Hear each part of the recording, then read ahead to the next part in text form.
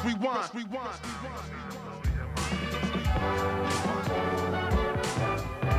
separating many teams, and the result of the positions in the finals was not known until last minute. Danny Morseu, a great try all the way down the middle.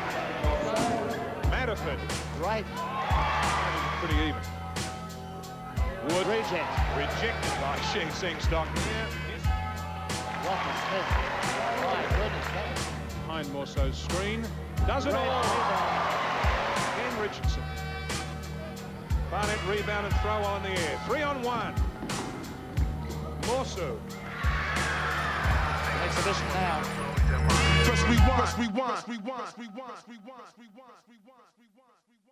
Hello, everybody, and welcome. It is NBL Rewind. Cam Luke with Liam Santamaria. And Liam, it is what we're about to get into. The game, I think a lot of people might have just watched. If you haven't watched that 1980 grand final, get to it right now. Twitch, NBL TV, Facebook, Instagram, Twitter, wherever you get NBL content, check it out. It is an incredible game with an incredible powerhouse of the early days in the NBL. And Liam Santamaria, our next guest, it's an honour to have him, but I'll welcome you in first. Hello to you, Liam. Thanks, mate. Absolutely thrilled. Really looking forward to this show. Speaking to a legend of the game, and so much to talk to him about. There is, and we do welcome, of course, three-time NBL champion, two-time Olympian, Hall of Fame when it comes to the NBL, and Victoria University. We'll get to that and plenty more, both on and off the court. And Danny Morseu joins us on the show. Danny, welcome. Hey, it's great to be on the show today. I'm really excited. There is so much to talk about when we talk about on the court. Of course, the NBL, the announcement today with the Reconciliation Action Plan, which you're a huge part of. And then we are right now from an NBA perspective in a situation where the players have said enough. We're boycotting NBA playoff games due to police brutality and, of course, racial and social injustice and that continual conversation. What are your emotions right now as we sit here and have a chat? Look, I really feel for the community over in America right now because about Black Lives Matter. It's a big movement, and I certainly feel that what has happened on TV it's not really good for our community over here and also over there, where you witness people getting shot live on social media, and it's actually frightening, especially for young kids who are witnessing that, especially for the Black community in America. It has been a remarkable, of course, in particular, last 3 or 4 hours where players have said, and the rumblings were there in the last 24 hours. And I think that from our perspective, and Liam and I sitting here watching this unfold, we're 100% on the side of the players, which I think a lot of people are. And I'm assuming that as we continue in this situation, there's no better place to educate people who might be unaware of such injustice, which have been happening not just in the US of A, but right across the world, including Australia, for a long period of time. And the stand they're making, I think, opens the eyes of people who might have been a little naive or ignorant before probably the last 2 or 3 months.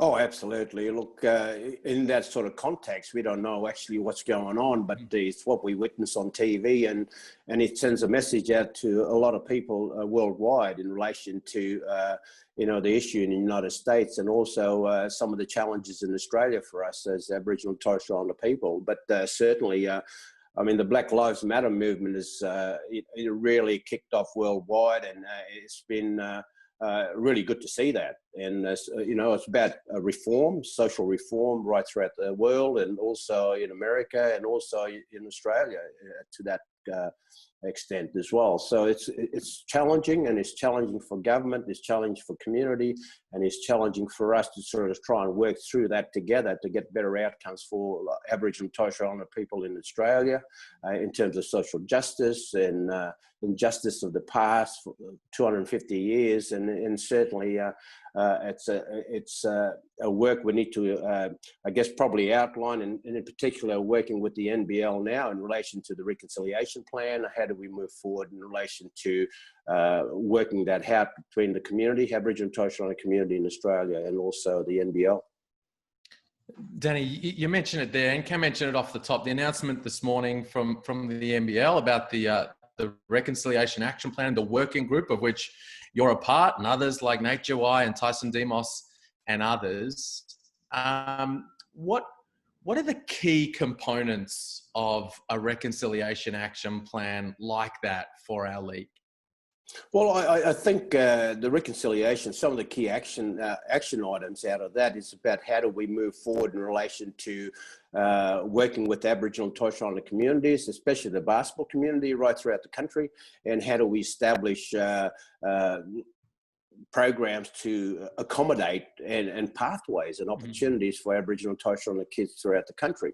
And certainly some of the challenges for us is to work through with the NBL in relation to some of the action item down the track, and how can we partner, how can NBL partner with the community to get better outcomes for increased participation of Aboriginal and Torres Strait Islander in the NBL. As we sit here in 2020, it just seems a million years removed from the partner. You talk about so much work to still be done with partnerships and education and allowing Aboriginal and Torres Strait Islander kids to be able to continue to play the sport that they love, or be it basketball or whatever. How far removed is that from when you were growing up? Oh, that was way far removed. Like, I had to leave, I guess, probably Thursday Island and went down to Cairns for employment opportunities. And St Kilda Basketball Club came up as a tour to tour Queensland as part of Queensland Basketball Development Program. And that's when I actually got recruited to go down south. And it was opportunities like that where Brian Curl actually was the head coach of St Kilda Basketball Club at the time, and he gave me the opportunities to go to Melbourne, Victoria to play basketball, and with the opportunity of making the Australian team, and I jumped at the opportunity. But today, you know, it is quite different, you know, and today it's like kids got better opportunity days, and there's NBL based in Cairns, you know, Brisbane. So you don't have to go to Victoria now to play in the NBL, which is great. But in the days when I was around playing, you had to go to Melbourne, because Melbourne was the cream of basketball in Australia, and probably still is in terms of junior development right throughout the country. Just before we move on from that point, every NBL legend, it seems, at some point, Liam Santamaria has hey, I got cut from a team. And Danny, you're no different, because I believe you get cut from a primary school team. Oh, absolutely. When I was hard young, to believe.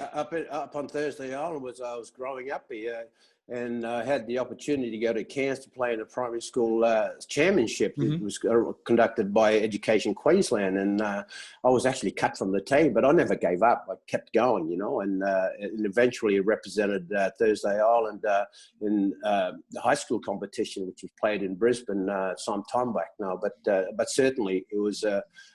You know, everybody get cut from a team, and it is part of your journey in life. I guess, you know, you experience the ups and downs along the way. It's great, but what motivates me to actually keep trying and keep working hard on my game to achieve my dreams and aspirations. You speak about your journey in life. Before we move into like the rest of your career and walk through that Hall of Fame career that you had, take us a little bit further back to that childhood on Thursday Island, because I mean, I guess that period of time would have been your first interactions with race relations, and I'm fascinated to hear from you as you reflect back on what that childhood was like. Look, it was a great childhood. I grew up on what we call a reservation. It was on Thursday Island. It was back in the days when I was growing up. It's we had to get permission to travel out of the reserve to go to other island communities in the Torres Strait to visit our family.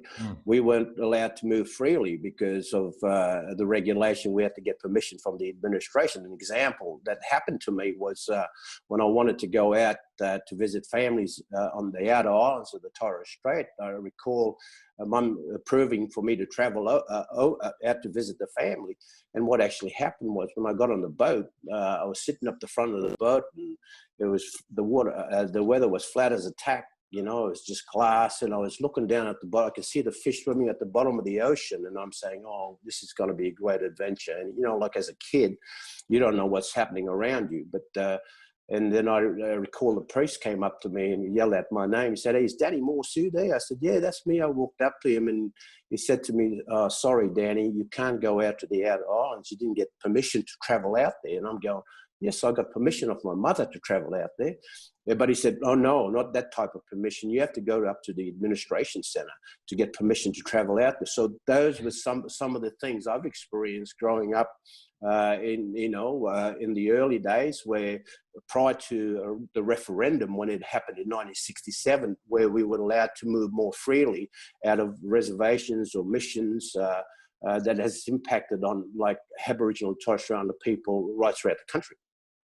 How did those kind of experiences shape you? I mean, did you understand what was going on there? Did it make you angry? What were your conversations like with your mum? I'm interested to hear how that shaped the person that you've become over the course of your life. Well, I mean, I was pretty upset, obviously, when I got off the boat and got on the wharf and carried me port, or you guys call it a suitcase down there, but my port and stuff. And walking back up, I was upset. I was crying. And when I actually got home and I told Mum about it, Mum said to me, oh, look, I'll just have to reposition ourselves in terms of organising my uncle to organise all the administration and all the paperwork for me to actually travel out to the outer islands. Because in the days, what you got to remember is when you actually leave a reservation or a mission and you go somewhere to visit families, if you're not back in certain time, the authorities come looking for you. And that's the way it is. But that's what has happened historically, not only in Queensland, but right throughout the country in Australia. That is, we Aboriginal and Torres Strait Islander people have been part of that journey. And it's, 250 years down the track, we still have some challenges in this space. And I just want to take my hat off to my community and my people, the resilience they've shown over 250 years of, being suppressed, I guess, and can't sort of excel and get the outcomes we want at the end of the day, because they haven't really been part of that system that supported mainstream Australia as compared to Aboriginal and Torres Strait Islander people in Australia. And then, as you alluded to before, as you grew older and you made your way to Cairns, and then you caught the eye of Brian Curl.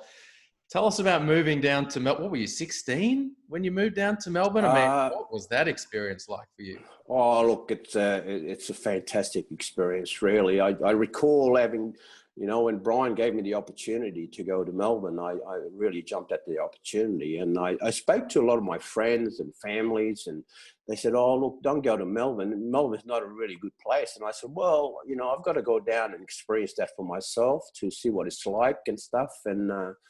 And I jumped at the opportunity when he came my way, and I never looked back after that, because I spoke to Brian and I said, look, I want to play for Australia. I want to go to the Olympic Games and stuff. And he said, well, you got to come to Melbourne, mate, because Brian also was from Queensland, and he was from Mount Isa. His father was a police officer, and so Brian gave me the opportunity, and Brian's family was just fantastic, accepting me into their fold and family in Victoria when I went down there.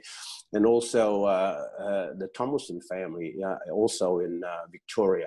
Bill Thomas's father was my junior manager, I guess, when we were playing for St Kilda in the 20s back in Melbourne in the days. But look, moving to Melbourne was a cultural shock for me. And certainly the weather was one of them. You get 4 seasons in one day. But if Melbourne was up in Brisbane, I probably would never ever left Melbourne. But at the end of the day, I had to move back to Queensland. But I love Melbourne. Melbourne's a beautiful city. And the people in Melbourne's been fantastic to me and given me opportunities, especially Lindsay Gaze was my coach at 1980 and 84 Olympic Games, and I take my hat off to the man. I had Mount Myer, guy. I love the family, and they're great people, in Melbourne. So they made me feel welcome and really special in Melbourne. So it was great learning for me and a great opportunity, and I capitalised on that. You mentioned the cultural change, of course, and you also mentioned the fact that the Curls and the Tomlinson family in particular were great support structure for you. But there are a lot of people away from family and friends at such a young age, embarking on a huge challenge of being a professional athlete and aiming to represent your country. The structure, I guess, isn't always there. It hasn't always been there, and probably still isn't in some aspects today, although it's a lot better when you look from professional sporting perspective. It looks like you had a pretty good opportunity with the support structure around you to be able to achieve what you wanted to achieve. Oh, look, St Kilda Basketball was a great club. We had some great people involved in the program, from the Logan family as well, the Johnston family, the Burbridge family as well down there. They were very supportive, and Cleary family. They were just 110% behind me, and really got behind me and supported me. And you're right, there wasn't any structures in place. But there were people, good people, genuine people who believed in me that I can achieve what I want to achieve in life, and supported me along the way. And they're great families, and they're part of my family for the rest of my life, and great supporters of mine. And I just want to, thank them for their support and love they've given me while I was in Melbourne, living in Melbourne as a young kid. But, and the most important thing for me is some of the things I've excelled in and achieved in Victoria. Even the city of Melbourne was great to me, So, and Melbourne is, I guess, probably as a Victorian, I classify myself as a Victorian as well, because I've done so well and done so well down in Victoria, and Victorian basketball has been great. And the competitions, the standard of the competition in Victoria is just something different, and it's the best competition in Australia. Oh, you know how to butter a couple of Melburnians up there, Danny. Very, very nice. Hey, Cam, can I just jump in? I just want to segue back to something Danny was talking about before, that Olympic dream. And you coming down and telling Brian Curl that's what you wanted to do. What kind of an inspiration was Michael Armat for you in that regard? Look, Michael was a great leader. Michael was a great role model for me. I recall when I was a kid, playing basketball up at Thursday Island and on a place called Jawai Court. A lot of the kids have sort of developed. We run around bare feet, mate. We don't have any shoes in the days, So Michael Armat actually came up to Thursday Island because he had family on Thursday Island as well. I recall he came in and he ran a basketball clinic up here. And I was so excited to be in front of this Olympian, he's teaching me probably the fundamentals of the game, how to dribble, how to shoot, and, how to do a layup, just the basic fundamentals of the game. And it was great. He was telling us a story about his journey and where he went to the different parts of the world, different countries. And that's kind of inspired me too, because he was a great role model for us and a true legend of the game. And he got a great family, and I've met a lot of the kids and the family and stuff. But certainly, Michael Armat is a legend in Australian basketball in this country. No doubt. Would it be fair to say that no doubt that day? I mean, is that the day that changed your life? I mean, is that the day that set up how the rest of your life has played out? Yeah, absolutely. It played a big part of that journey because, and he was telling us the story, about opportunities and how can you excel through sport and capitalize and be the best you can. And along the way, you'll meet some great people and certainly went through that journey as well. And he was encouraging us to do the same. And Michael was, he was my idol when I was a kid, believe me. And I take my hat off for him for coming up here to visit family, and at the same time went out of his way to run a basketball clinic for us up here. He never got paid. He just did it voluntary, and I respect that. And Michael has been to a couple of Olympics, and has been I guess probably a leader for Aboriginal and Torres Strait Islander people in the game of basketball in this country. And is a true legend in my books. Again, no doubt. There's always an inspiration and a motivational, aspect to everyone's journey, and this is obviously yours. But then there's also that time where you realize that, hey, this is what I want to do. I want to dream. I want to achieve Olympics, professional basketball, whatever it might be. And then there's an actual moment where it becomes reality, where you're like, hang on, I am actually that good, or someone else is believing in me to be able to go to that next level. Was that the Brian Curl chance meeting you touched on earlier? Or was there another moment where you realized that the motivation, the dreams actually has rolled into this insane bit of ability that you've got, where it became more of a reality than just a dream? Well, you know, it was a goal of mine as soon as I left Cairns was to play for my country. And I was grateful of Brian because Brian actually really took me under his wing and actually told me what I needed to do to be the best. And it's about that commitment, you know, and commitment is about twice a day, every day working out. Go for a run in the morning and then you train with the team in the afternoon. And we go 7 days a week. And you got to have that work ethic about you to excel and achieve your dreams and aspirations in life. And I guess probably Brian spoke to me because how he prepared himself to play for Australia and some of the things he did through his journey to achieve his dreams as well. And so I took a lot on board from Brian. I did that, implemented that for myself, and then just excel from there. And it's about, you know, living the dream. You got to wake up in the morning thinking about the game. You train with the team in the afternoon, and sometimes you dream it in your own dream and stuff, you know. And someone's throwing you a ball, you think it's going to hit you in the face and stuff. So that's how deep it gets when you're engaged in that sort of capacity. Well, it didn't take long for you to pull on the green and gold either. Like, you got to Melbourne, it wasn't a great deal of time. I think there was a world championship before the Olympic Games. And like, what was that moment like? That, and it's a lot different today, I assume, than what it was back in 1978 when you get there and like, hey, I guess it was almost a face-to-face or a phone call. If you happen to be home, there's no mobile phone, so you've got to be home to take the call. What was that moment like when you were like, hey, you know what? I'm going to be playing for Australia?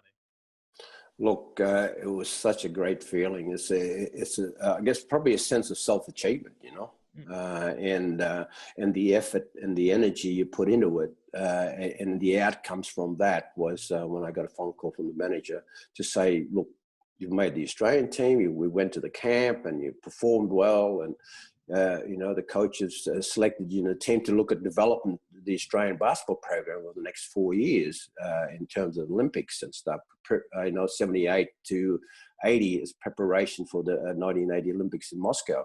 And certainly it was an eye-opener for me when I actually went over there. The World Championship was over in the Philippines. And certainly when we arrived from the airport and got on the bus to go to our accommodation facility, and their security was just unbelievable. It was frightening for me. It was a first-time experience, but and experience for a lot of the boys on the team. There was Phil Smith, Larry Sengstock, you know, and Mike Tucker. There's a whole range of players that sort of from Victoria as well was on that team. Les Riddle was part of that as well. And look, it was a fantastic experience. But I recall an incident when we actually went down to training down and prior to the championship starting, and getting off the bus and walking into the stadium where, you know, you have soldiers standing on the side of you facing outwards, carrying like M16s and stuff. So it certainly was an experience. And when we played the opening match against the United States of America, the place was packed out, 20,000 plus in there.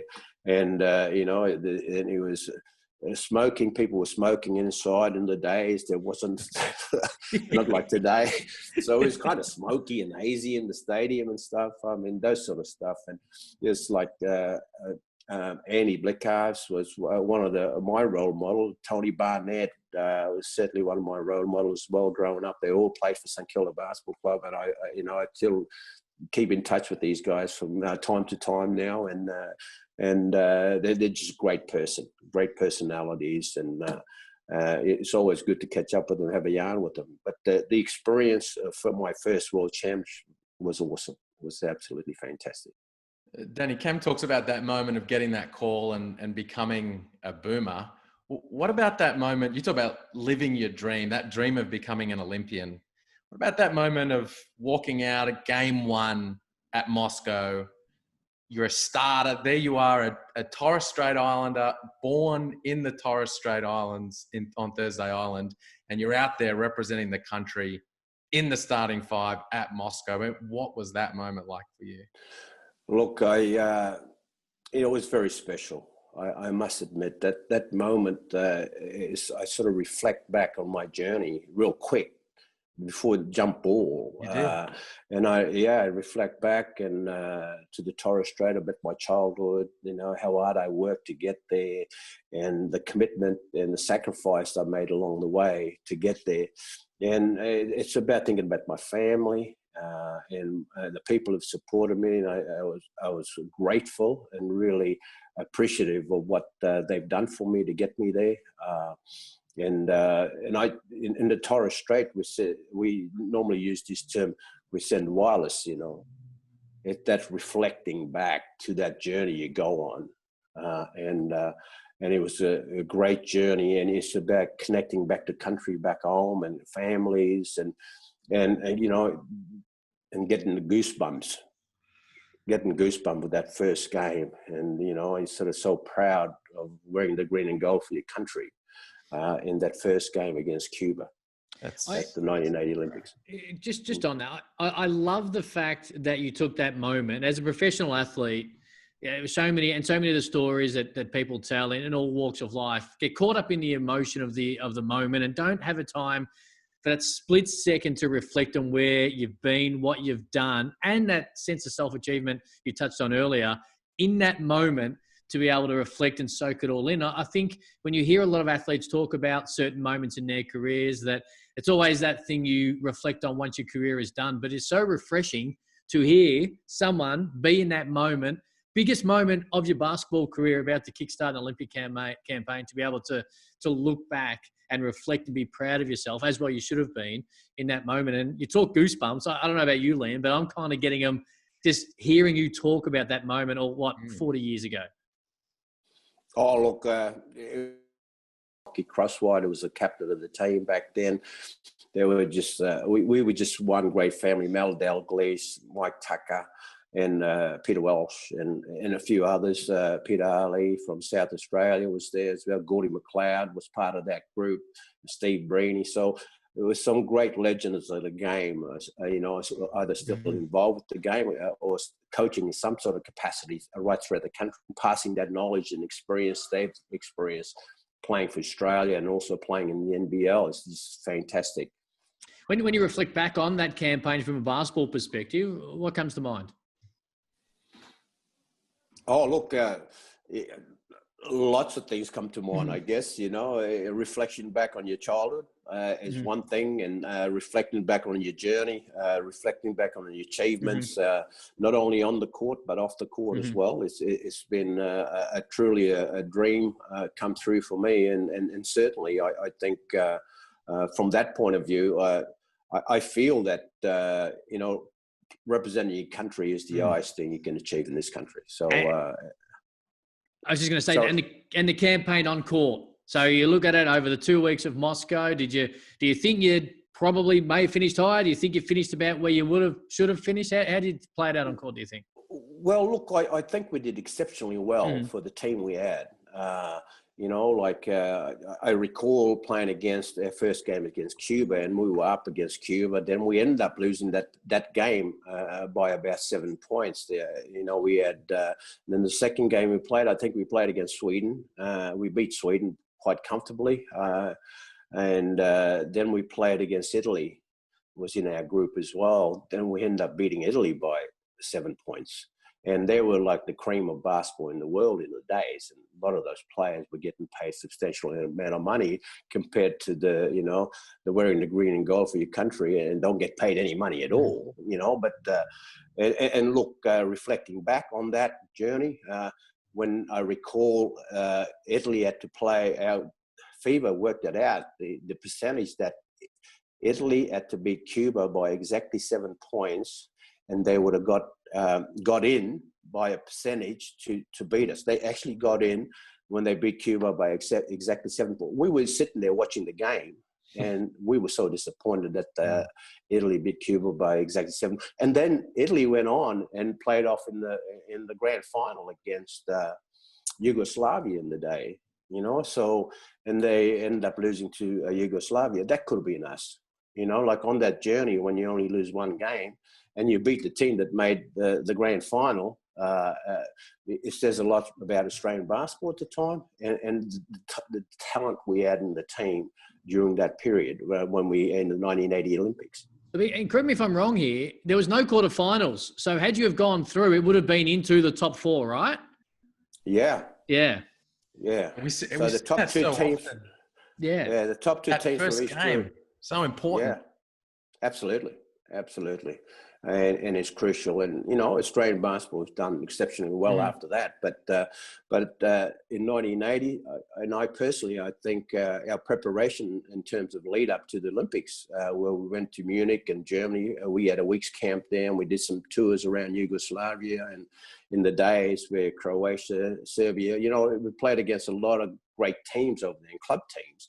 And as part of our preparation for the Olympics, and we were ready when we got there, and Lindsay had us ready to play, and you know, like we played, we gelled at the right time at the Olympic Games, but we're just unfortunate. And you know, I feel for Lindsay sometimes when I think about, you know, at the Olympics, we were sitting there watching the game, where we actually Cuba lost to Italy by 7 points, and that put Italy above us to go into the top 6 to play off in the finalists at the 1980 Olympic Games. So, and you know, it would have been great achievement for Australian basketball for a breakthrough at that level, and for opportunity for us to say, well, we now become like a great basketball nation, Australia. But at the end of the day, it didn't happen that way.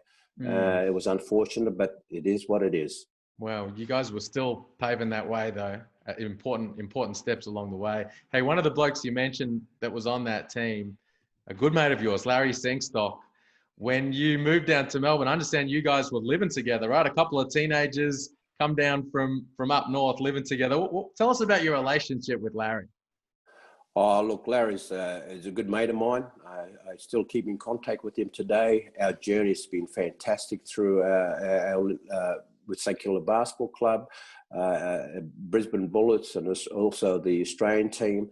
And Larry's a great champion. Is a true legend of the game. Played for Australia, you know, a number of games, won a few more championships than I did in the NBL. What a great champion is, you know. But Larry, we lived together down at Williamstown in a place where a good friend of ours owned the place, Maxie Horsfield, but he's passed away now. But he was involved with the St Kilda Basketball Club, and we were at the middle of the sticks in the days, you know, down in Altona, Williamstown, Croy Creek Road, I think it's, if I recall, but certainly with Max used to buy tyres and sell tyres, and we were living amongst all these tyres, from truck tyres and, you know, tractor tyres and all that sort of stuff. But what a great experience Larry and I went through. And then we ended up going to Footscray Institute of Technology in the day. Larry did phys ed, and I ended up going back and studying and did Bachelor of Arts in Recreation. So, you know, our journey, we've been together, traveling together overseas with St Kilda Basketball Club, and also with, you know, interstate travel in the NBL. And, you know, went to a couple of Olympics, went on tour overseas. So we were around each other, you know, pretty much 24/7 as a kid growing up. And it was fantastic. It was really good. And to this day, he is a true legend, a great mate of mine, and a true champion. A couple other champions. This part of this conversation is on the back of the NBL Rewind game, 1980 Grand Final. You guys obviously won the title in '79, and then you come back and win it again. But in that 1980 season, you had Rocky Smith on the roster. How good was he? Mate, Rocky was a great player, a really, really good player, and smart.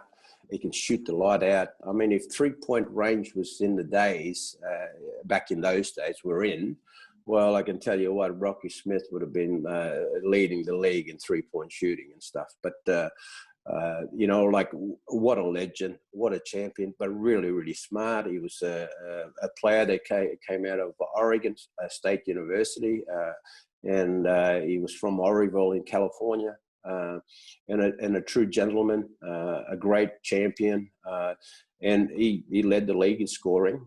as we know, to this in 1980. And unfortunately, what happened with Rocky when we went to the World Championship, in 1981, he actually got a better offer in South America to play basketball in South America, in Brazil. So he ended up going there. But look, he is a true champion, a legend in the game, in the history of the NBL, and is part of the fabric of NBL. Will always be there, and a true champion.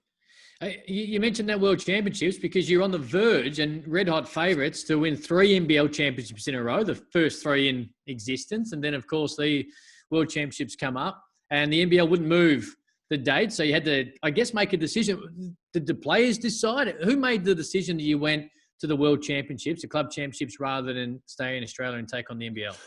Well, St Kilda Basketball Club in the days negotiated fairly hard about changing the dates for the grand final of the NBL in the days, and that didn't work out. So it came back to us about, look, what do you guys think? And we said, well, World Championship, we've got to have a go at that, and see how we go. And look, we've done exceptionally well at the World Championship in Sao Paulo in Brazil. We finished 6th in the world. I think it was a big highest ranking for an Australian club team. As you know, I recall one of the games we played against Maccabi Tel Aviv at the World Champ. They were the world champions at the time, club champions, and Andy Blickarves came off the bench and really won that game for us. And I recall that vividly. And he's shooting, and it's some big clutch basket down the stretch for us that got us up against them. And look, anyway, what a great experience for all the guys to go to the World Championship. And in relation to the NBL, we could have had 3 in a row in Australia, in Victoria, for a Victorian club. Unfortunately, we only got 2 in a row, 1979 and 1980, but that record still stands today in Victoria. So it's a great achievement for St Kilda Basketball Club, and to this day is part of the NBL program, and it was great to be part of that journey. It's absolutely fantastic, and great people in St Kilda Basketball Club, and great support from the players, and all the players who played in the NBL in 79, 80 and 81 was very passionate and loved the game and want to continue to win. And that was our motto, to win at all costs. Well, it worked, and no humility here. Danny, you would have won that championship in 81. It would have been a 3-peat, right? Absolutely, matey. Yeah. Look, I'll be honest with you. I think we were 5 games clear anyway, and we had the players. I think we only had we only had one American. That was Rocky Smith, and the rest of us were Australians playing in that team. So, and how the leagues have changed now in terms of imports right throughout now to today, it's very different. But it's basketball, it's great for the game, what has happened today. When you came back from those World Club Championships, shortly thereafter, you snapped your ACL. And that was an injury which at the time was, without the sort of surgeries that we have nowadays, was a big, long road to recovery. The fact that you did that in 81 and then you were back on the Olympic team in a few years later in 84, like, tell us about that road to recovery off the back of that injury. It was kind of depressing in a way when you hurt yourself and you said, the physio said, well, maybe you're going to be out for, 12 months to 16 months in the days compared to, the medical opportunities today. But I certainly think it was tough, but it worked out. There's some good things that happened to me, during that period.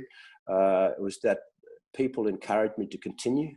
I did a lot of, it took me 16 months to recover, to get back on track. And I certainly, swam a lot, exercised a lot, did a lot of rehab with my knee through what they call the Cybex machine in the days. But yeah, it's just brilliant. And that's some great people and support behind me during that period. And what really kept me focused, I guess, probably was my studies at Victoria University. When I did that, like I said, well, I can put a bit more time into my study now to get through the courses I need to get through to graduate, and to keep me focused on, instead of a lot of athletes today are going through some challenges, you know, like depression or mental health issues, and some challenges in that space. As compared to me, I just stay focused on what I need to do, and that is focus on my studies and exercise, eat well, sleep well, and that's all I did for 16 months. And it was challenging coming back. It was, you know, unusual. You know, I be honest with you, prior to that, you know, I was elevating. They used to call me Dr. J in the days, but when after I did my knee, they called me Doctor Who, you know. So, but it is what it is, I guess, the journey you go through. But look, I'm passionate about it. I truly think if I didn't do my knee, I would have been playing. I would have been around a lot longer. But at the end of the day, it is what it is. That happens, and that sort of cut your journey. I mean, your career in basketball, and so I started focusing on my career after basketball. You mentioned Doctor Who. I spoke to someone yesterday about the fact that we were going to be having this chat, and they said, "Oh, I always remember and used to love the way Danny was introduced in Brisbane by the court announcer." And he was like, was it number 42, Doctor Who, Danny Morseu? Oh, absolutely. It was the Mushy who did that. He done all the introduction of the book players, and Neil Hampton-Smith was involved with that as well. So from Brizzy. So it's, yeah, you know, they're just great people in Brisbane. Hey, I want us to just circle back to what we were talking about earlier. You're talking about Michael Armatt, Brian Curl, the mentors that, and kind of role models, the people that inspired you along the way. When did you reach a point where you realized that's my job now? That's my job to be that person for Paddy, for Nate Jawai, for a host of other up and coming players? Oh, look, I thought it was always my job, because I organised tours over to United States of America, Aboriginal and Torres Strait Islander basketball teams. We did tour of Canada and West Coast United States, and I've taken teams, Indigenous teams, to the World Samoan Games in Samoa, and I've organised national championships, and I went to the AIS to support young kids coming through the program. Worked, practically coordinate a lot of that stuff myself, and it was a great journey. And a couple of things that sort of, when I was going through college, college is a guy by the name of Rocky Crosswhite, captain of the Australian team at the time. He was the one who actually introduced me to public service, and he was involved with that side of things. And look, and he got me down into the Australian Public Service, and there was a guy also by the name of Charles Perkins, got me involved with the National Aboriginal Sports Council in Australia, and he was instrumental in getting the basketball program off the ground and get it going as well, and the support he gave me through that process. It was fantastic. And look, in terms of Paddy and Nathan, I've always supported them. I recall when Patrick was young, I was living in Brisbane. I travelled down to Canberra for work, and I used to stay with Benny and Yvonne in the days. And when Patrick was young, it was a baby, and we used to sit down for dinner at night, and I used to tell him about what I've done. And, you know, you got to beat Uncle's record, you know, with a couple of Olympics, and you got to go to the highest level. And he went one better. He went to the NBA, and you know, like what a wonderful journey for him. And went through the AIS, and then played for Melbourne Tigers in the days, and ended up going to overseas to play in America and St Mary's College, and his journey's been fantastic. And he's now where he is in life, and he's very supportive of Black Lives Matter. And I think about change and reform in Australia in terms of Australian basketball. I think it's a great thing. He's got a vision and a way forward in relation to that. about establishing, his foundation and an organisation that will support Aboriginal and Torres Strait Islander basketball players in this country. And in relation to Nathan, I recall when I was running a program in the Queensland Basketball League called Queensland Pride in Cairns, and I recall I went down and gave a talk at St Augustine College, and while I was talking up front there, and I saw these big kids standing at the back, it was Nathan Jawai, and I didn't know who he was. So I took off down and went down there and introduced myself and started talking to him. So I said, "Look, Nathan, what are you doing?" He said, "Oh, I'm just, down here St Augustine." I said, "What sport are you playing?" He said, "I'm playing AFL and rugby league." And I looked at him. I said, "Mate, you're not built like a rugby league player or an AFL player. You're built like a basketball player, He said, "I'm going to give you a call next week and come around and see you," because I wanted to get him involved with the Queensland Pride program. We started up in Cairns. Right. And anyway, I went around next week, rang up next week to the counsellor at the school, and she said to me, "No, Nathan's gone." I said, "What's Nathan gone?" He said, "Oh, he's been suspended. He's gone back to Bamaga, and from school." And I'm going, "Oh, right, okay." Well, so I started tracking him down in Bamaga, and to get him back involved in the fold for basketball, I wanted to have that conversation with him. So I had to go up to Thursday Island from Cairns to run a basketball clinic up in Thursday Island. And I recall bringing Nathan and his family, the entire family, across to Thursday Island so I could sit down and have that conversation with him about what does he really want to do, and told him a story about me in front of the family. I told him, I said, "Mate, if you're going to make a commitment to basketball, and I'll support you. I'll open doors for you if you want it that bad." And that's what happens. And we ran the Queensland Pride program in Cairns, and we used to fly him down every school holidays for camps and do individuals with him and stuff. And that sort of built what Nathan, about talking to Nathan about his dreams and aspiration. And there was a guy I coached in Cairns at the time by the name of Ben Johnson, who actually played for me in Cairns in Queensland Pride program. Then took Nathan, we did some fundraising and took Nathan to America and stayed with Ben. And what actually happened was they showed him the high school program, college programs, and even the NBA program. Took him around and showed him, and before he came back and went to the AIS. But look, and Nath is, went to the AIS, and then from there made the Australian under-19 Queensland side as well. So, and he's on his way because he made that commitment, and it is what it is, and it's about if you got a passion, you want to be there. People are prepared to open doors for you. You know what's so cool about that is you spoke earlier about when Michael came to Thursday Island, and that was the moment for you that inspired you and you listened to him talk about making a life out of playing sport and opening doors. And then further down that sounds like that was the moment for Nate Jawai when you went and saw him and when you tracked him back down at his home in Bamaga. I wonder, when you talk about those guys as basketball players, when you see Paddy off the floor and the influence that he's having in raising awareness and making a difference, when you sit down in this working group with Nate right now, or you see him as a leader within his community, what are the emotions for you in the men that these guys have become? Well, Clive, I'm very proud of Patrick and very proud of Nathan in terms of what they've achieved and what they've excelled in basketball throughout this country.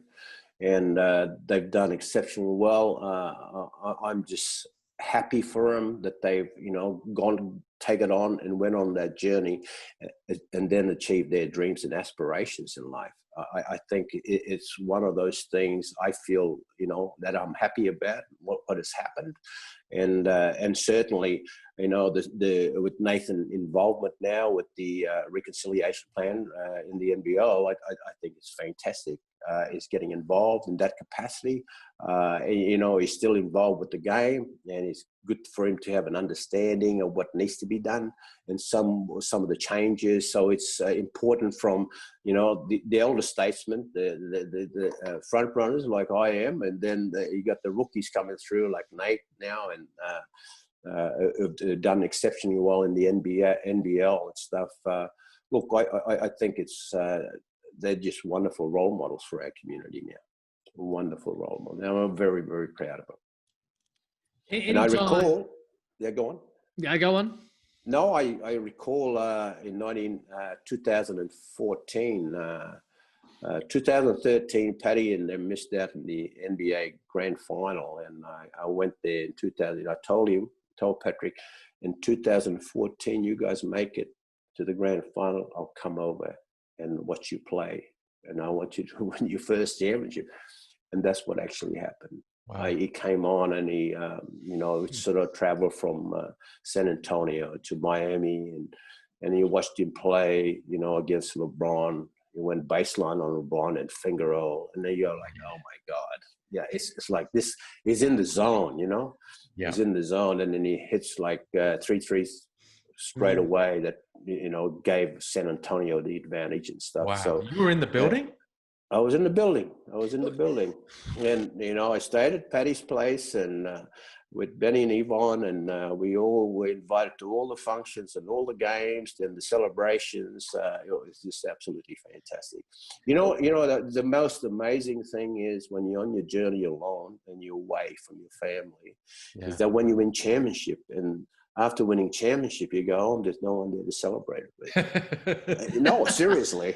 I wanted to be part of that because, and part of what I used to win championship, Benny and Yvonne was always there. Right. Paddy didn't exist in the days, but, it's how long our friendship go back a long, long way. And what do you think lies in his future, Danny? I mean, is he going to be Prime Minister? Patrick can be whoever he wants to be, it's just a great role model for the kids throughout the world, and his leadership and what he stands for in relation to Black Lives Matter, and the position he's taken in relation to reconciliation in this country, plus also Royal Commission Death in Custody program of imprisonment of Aboriginal and Torres Strait Islander people, and that's great leadership. That's really, really great leadership, and it's just really good that he's coming out and expressing his views about certain things in this country. Danny, Lee mentioned it before, and of course that transition where you were the one inspiring the younger generation, including Paddy and Nate and many others. But so that moment, that moment of embrace after he wins an NBA championship, you were there, instilling, the belief that he could go to whatever level he wanted to at a young age. When he reaches the very top and plays so well in that game, NBA championship deciding game, what were those moments like when finally you embrace Paddy and talk about and reflect on that journey that you did share together in so many ways? Oh, look, it's just that moment, where you get goosebumps. You sort of felt, well, like his achievements, he's done so well. And everybody is so proud of him in terms of what he's done through his journey, and very, very supportive of him. And certainly, I think, the NBA is a worldwide event. And he goes to a lot of different countries, and the highlights of that just reflect on Paddy as a person, and he's, I guess, probably younger for success. And the fire that keeps him alive, that burning desire in his stomach that keeps him alive in terms of what he wants to do and what he wants to achieve in life generally, and on the court and off the court. So it's just wonderful. Just on that, you mentioned, and we spoke about the World Championships early in 1978, and you played the USA in that opening game.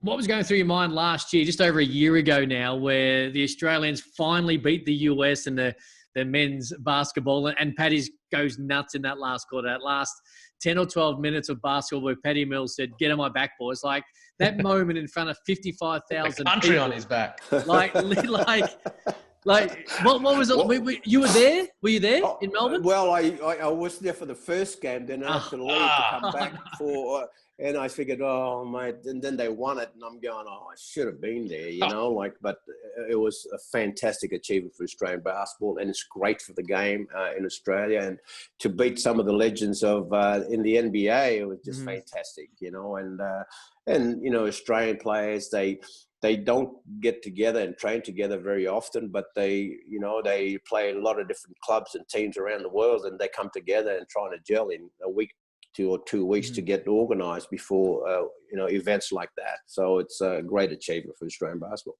What Cam's not mentioning, Danny, is I told the man and my colleagues on the show that we were going to win one of those games, and he laughed at me. I said, Liam, How rude is that? I said, we're going to win one of those games. Paddy's going to put the country on his back and take us to the promised land. I'll tell you, he did mention, I'll tell you what else made me laugh though, Danny, is because he made a line bet with LaMelo Ball on our show, and he lost it by 1 point from the first game, and he had to hand over a 20 to LaMelo Ball, and LaMelo Ball hounded him, who's about to be a millionaire when the draft comes around. LaMelo Ball hounded Liam for his $20 that he then had to explain to his wife why his budget had been cut for that particular weekend at the NBL tournament. So that's what I laugh about more. Yeah.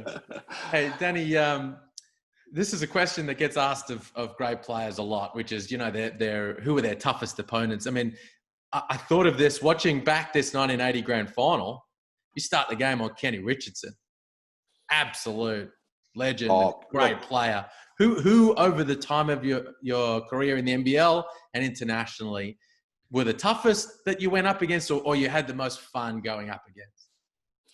Well, I mean, throughout the period, it would have been Ken Richardson would have been one of them. Was a great player in the days, a true champion, loves the game, and just wants to win every time he steps out on the floor.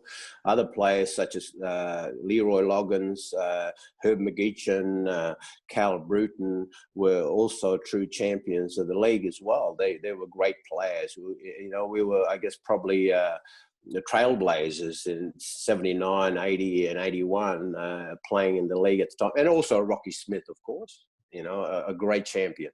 But yeah, look, Al Green is also another great player, tough opposition, player to play against. And but off the court, a really great person. And same with all the other guys I've just mentioned previously. They were just true champions of the league. And I guess I held a lot of them in high esteem in terms of their achievements coming to Australia and making changes and getting married and living in Australia. It's just absolutely fantastic for the game. In one of these episodes earlier in the off-season, Danny, we looked at the 1986 grand final against Adelaide.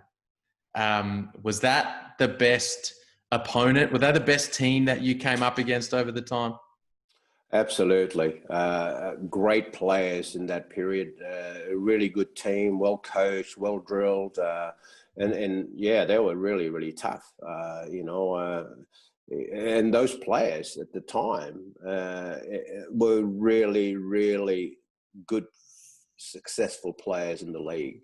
And they carried the torch in the NBL, and I understand they won that championship that year in '86, and they were, you know, and they were good. They were really good, and you know, I take my hat off to them. They're true champions, and anybody who wins championship, you know, at the NBL or the highest level of competition in this country, you know, are true champions, because that's what it takes to get there. Danny, when you come back and won in '87 though? Revenge. Yeah, we came back in '87 and won it in '87. So with the Bullets and that. So yeah, it was pretty tough losing that game. But at the end of the day, it is what it is, and we just got to get on with it and get prepared for the following year. So when you get back and you just start preparing. Anytime someone has a career like you did, on and off the court, you're always going to have those achievements and those recognisable moments once it's all said and done. And Hall of Fame, NBL Hall of Fame, Victoria University Hall of Fame as well. You mentioned, of course, studies recovering from that ACL back in 1982. So Hall of Fame, though, like, and there's probably another 5 Hall of Fames you're in that I haven't mentioned right now. Like, what does it mean to you when an organisation puts you in their Hall of Fame, which so few people are into? Oh, look, it's a great honour and a great privilege when the NBL sort of endorse you as a Hall of Famer. I think it's your contribution, what you've done to the sport itself, the NBL, and also, representing your country, playing at the highest level of competition in the world. I think those things are recognised. And, we went through a period where you play for 10 years successfully at the NBL level, then you also name into the decade of champions, so it's just wonderful to be recognised by the sport of basketball, and their fond memories of your journey along the way, and growing up as a young teenager and also adolescent and stuff. So it's a great learning journey, and something I will remember for the rest of my life. And just on the Victoria University Hall of Fame, and what you mentioned earlier, of course, where when you were recovering from the ACL and you threw yourself into the studies to find that right balance and start to think about life after basketball, that would have been a fairly nice achievement as well, to be able to be into it, considering how big of a part it played at that sort of turning point in your life and your career. Oh, absolutely. I think you got to prepare for the worst, You do have your ups and downs through your journey and stuff, and when you're young and you're committed through that journey, you've got to be prepared for life after sport. And that's been installed in me early in the phase when I went to Victoria. So it's about making a decision. How do you want to do that? And where do you want to go through that journey? And I chose to go back to university, and it's been a wonderful journey. And I've achieved a lot of stuff through my work environment as well. Working throughout the country and working nationally and working for the state government. And it's just been a fantastic journey. Just before we finish up, Danny, we spoke about the role you've played mentoring and inspiring guys like Paddy and Nate. One guy a lot of people probably wouldn't know you've played a similar role with is Keanu Pinder, and we're about to see him in the NBL for the first time this year. You looking forward to seeing him running around in the NBL hardwood? Well, let me tell you a story about Keanu Pinder. Okay, I went to a National All Black Championship in Adelaide, and Keanu was a 16-year-old kid there. It was Duncan, and played well in that tournament. And I was doing a lot of commentary for NITV, National Indigenous Television. I got Keanu involved in basketball because that day, when I watched him play, I had to go and have a talk to him and get him into the fold. I rang his parents up, talked to his parents, and then got Keanu to come out with Ian Stacker, was head of AIS at the time in Canberra. Got Keanu to come out and trial with, the Ben Simmons, some of the greatest player in the game now, and at the AIS, and he wasn't quite ready. So we had to let him go back to Perth and got him involved with the Perth program over there. Ian was, and then we got him back into the AIS the following year. And then he represented Australia in the under-19s. And so I've had a lot of influence on his life too, and got him involved in the game. And so it's another player who's done exceptionally well, and it's great going to see him play in the NBL this season. So I'm excited about that. And that's what I do. I have an eye for talent, and when I go out, I see somebody, I want to pick him up straight away. I think an eye for talent might be an understatement, to be fair. Did you know right away that he was Tiny's son? I can imagine a situation where you see him spending all that time above the rim, and then you find out he's Tiny's son and go, wow, there you go, that makes sense. Well, I mean, then, what goes through your mind, he's got those qualities to be a great player. Mm-hmm. And when he can dunk the ball and do it so easily at the age of 16, you go, well, this kid can go places. And it's about opening doors for him and given the opportunity. And that's what I did too as well. And Ian Stacker can verify for that. He's a good man, Ian Stacker. I thank him for that. I really appreciate what he's done for Keanu. Danny, before we let you go, do you watch NBL a great deal now? Do you watch games week in, week out? How much of an interest do you take on the hard court when it comes to NBL current day? Mate, I watch NBL all the time now. I watch all the games, and I'm part of that journey. And I love watching the NBL. I love watching the crowds. I've watched the game grow over the last few years, especially with you know, the change now with new leadership in the organisation, I think it's been fantastic, and he's taken the game from the bottom, you know, picking it up again and taking it back up where he's supposed to be in this country. And I take my off to Larry Castleman for doing that. He's done a great job. This has been an honour. It's been an honour and a privilege to sit down and have a chat to you. We loved you as a basketball and what you did on the court in the NBL and internationally and off it as well. And it's continuing with the announcement today from the NBL. So continuing to mentor, help, grow, educate so many people day in, day out connected to the game of basketball or otherwise as well, mate. So thank you for having a sit down and have a chat to us, and we appreciate your time as always. Too easy, Cam. And Liam, thank you so much for the interview. It's been fantastic. No, trust me, we have loved it more. Don't worry about that. Hashtag NBL Rewind to get involved. And if you haven't watched the game, go watch it right now. 1980 grand final. Well, man, tears it apart. Danny, Liam, until next week, this has been NBL Rewind.